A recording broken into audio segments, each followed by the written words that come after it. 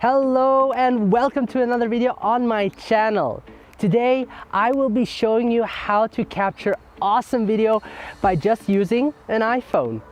Hit that intro.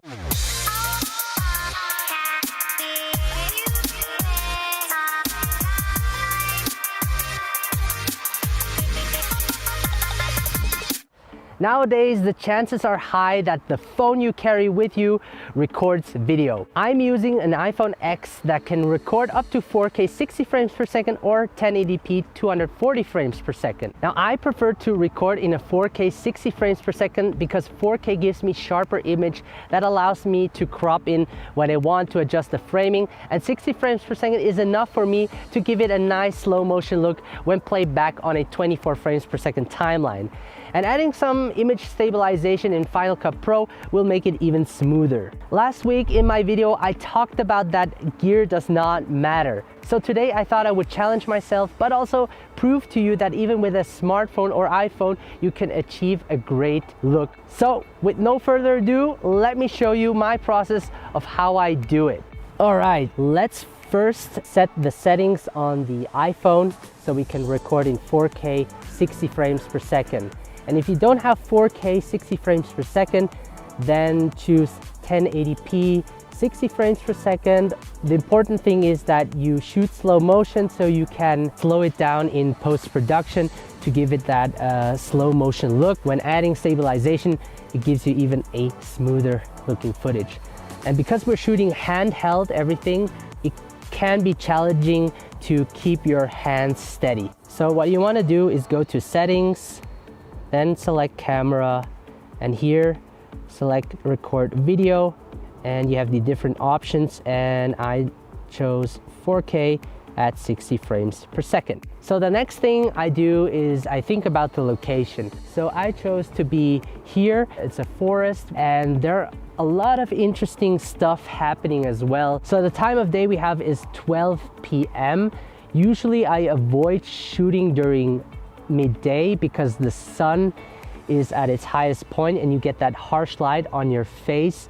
But because it's cloudy, the clouds function as a huge diffuser, softening that light. So we can definitely work with that. I think this would be a great opening shot for the video. I'm gonna make a revealing shot. So what I really like are those leaves flowing on the river. So I will also take a shot of that. There's a swan behind my back and I'm gonna try to take a video of that nice looking swan.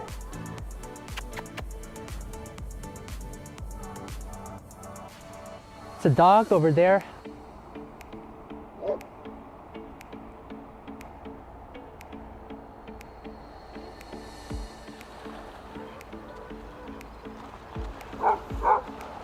Beautiful. Did you see that? I just got a really nice shot. That's gonna look really nice. So in this shot, I will record my dirty shoes walking through these beautiful leaves.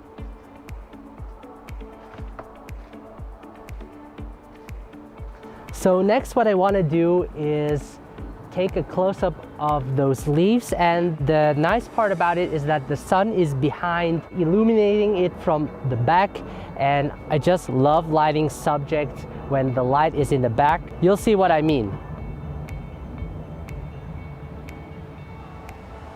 So I picked this bridge because it shows the leading lines, focuses the attention of the viewer towards the subject. I placed my iPhone on top of the tripod just to get a still shot of myself walking across the bridge, and hopefully some leaves will fall off the trees to give that epic cinematic look.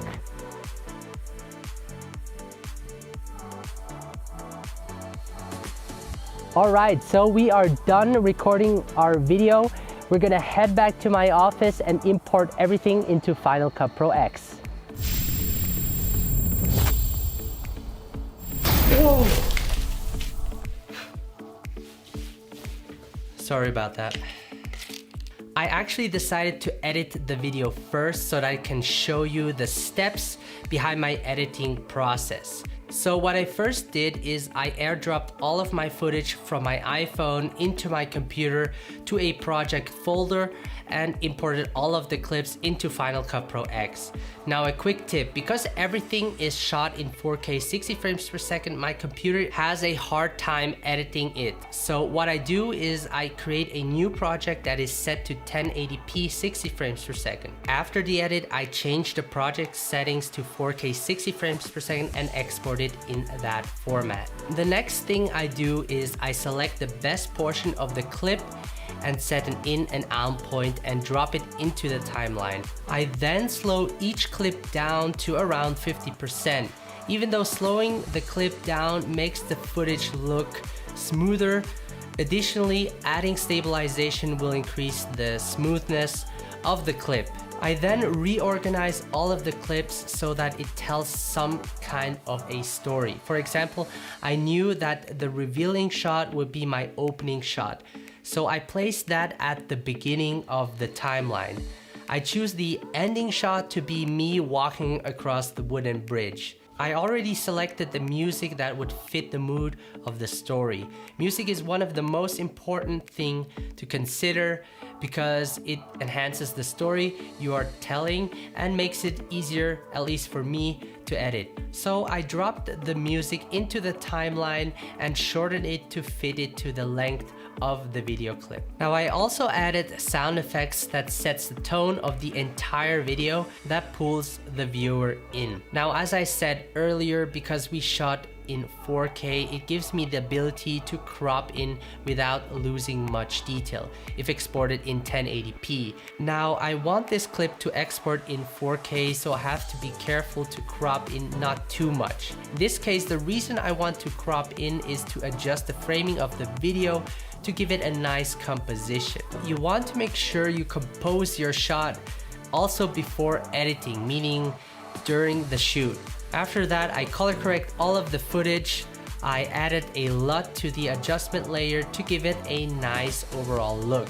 To make it even look more cinematic, I added a letterbox to the whole video as well as some tiles, and voila, we are done. Once again, I want to thank you guys so much for watching. If you enjoyed this type of video, please leave a like and let me know in the comment section below. If you haven't subscribed yet, please do so, and I can't wait to see you in the next video.